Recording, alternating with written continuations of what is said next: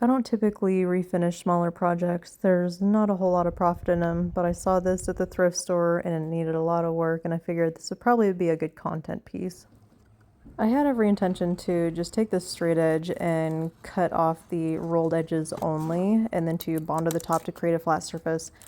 However, a lot more of this was failing than I had initially thought, which, looking back on this, I wish I just would have taken like a damp rag and got the top of it wet and then steamed it and then pulled it up, or just taken my sander and went with a super high grit, because it's not like I was staining this. I could have just sanded through it. Taking veneer off the top is probably one of my least favorite things because it is a mess, and there's a lot of footage here. I decided just to keep it in so you can see how much of a task it is to remove veneer. However, there are easier ways than what I had done here, so bear that in mind. Most of the time, honestly, the wood that's under the veneer is pretty nice anyways. If the veneer is damaged to the point of needing to be taken off but you're still wanting to stain it, as long as you're not doing what I'm doing right now, which can actually like damage and gouge the wood, again, there's easier ways to take this off. You can just sand the wood down that's underneath and then stain it. Most of the time it does have like some variations of color. It's considered like a lower grade wood, but it is still stainable. And you can kind of see right here that like green gray banding in the middle of it. Once I got most of the veneer off, I did take my sander to the top just to smooth everything out, and then I started working on this corner here.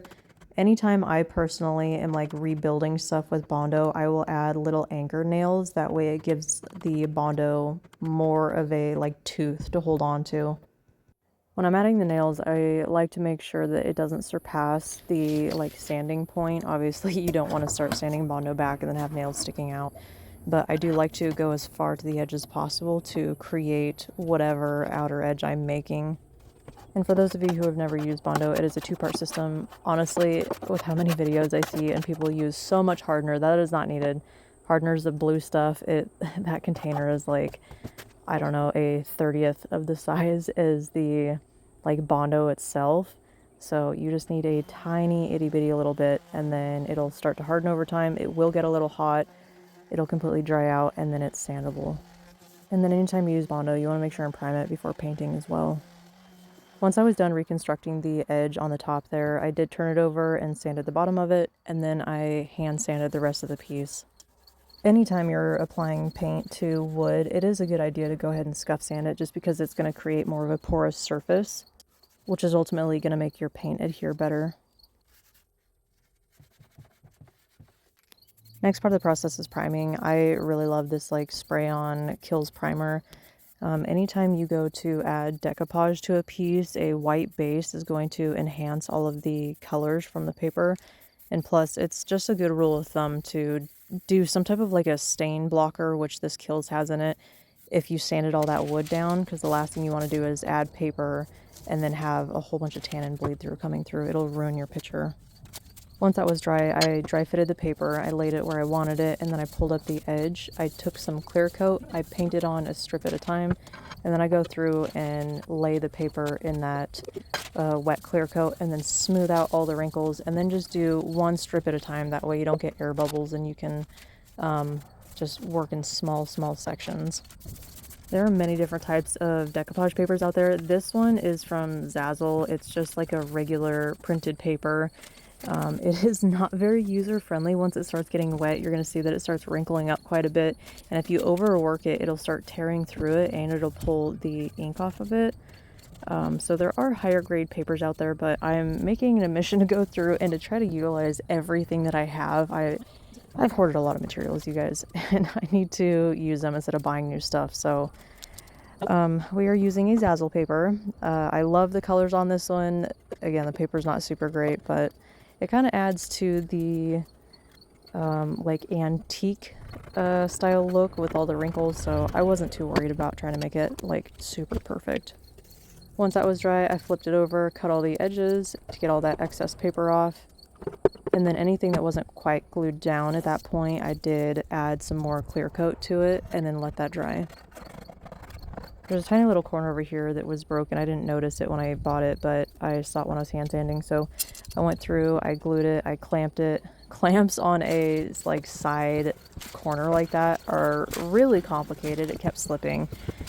And then I let that dry, and then I went over the top with parchment paper and an iron just to get some of those wrinkles out and try to lay it flat. This is also you can lay decoupage paper down with like a dry iron-on method. So instead of doing a wet method like I had showed you prior, if you wanted just to do clear coat on the entire top or Mod Podge, let it dry, and then you can take your paper, lay it down over top, and then you take parchment paper over it and iron over it. It'll reheat the glue underneath and then adhere it that way.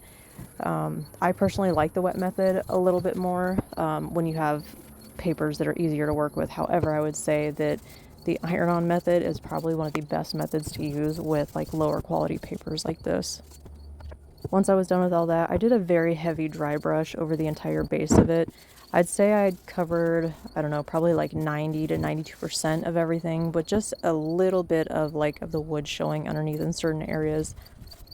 And then I brought that color all the way up to the sides and then dry brushed a little bit onto the top of the decoupage paper to pull that color all the way up to the top and balance it out. I am using Fusion mineral paint on this, so it does have a built-in top coat. So once that was fully dry, I went over with a dark wax over all of these like details just to give it more of a like antique look and add another color dimension to it. And then I added a little bit of wax to all of the edging as well, and then the bottoms of the feet. Decorative waxes are going to be the last step to any project, or even like a clear wax if you want to use it as a like sealant instead of like a water-based polyurethane. And if you're adding a dark wax like this and you end up adding too much, you can take a clear wax over it and then it'll like reconstitute it, and then you can wipe off some of that dark wax. Just to reiterate, small projects really are not my forte. This took, I think, like 2.5 hours. I bought this table for $5. The paper on the top was about $8 with paint, materials, and time. Ultimately, it just does not end up being worth it for me.